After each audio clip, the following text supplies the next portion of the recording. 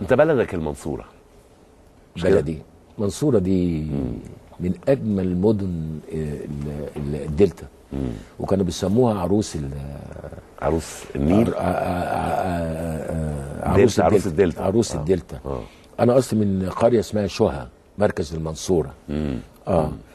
وكنت بروح عند عمتي برضو في المنوفيه في بلد اسمها السكريه. لذلك تلاقيني لما عملت ادوار الفلاحين وكنت بقول اللهجه صح يعني. ايوه ماسك اللهجه مظبوط. واخدها من هنا، شايفها وعارفها واتكلمتها.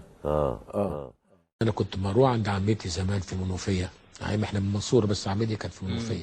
لما كان يبقى في حاله وفاه ولا حاجه، الاقي كل الاسر جايبين صواني الاكل يسموها المنظره او حاجه كده. برضه انا فلاح خلي بالك، وابن بلد يعني. فخليت كمان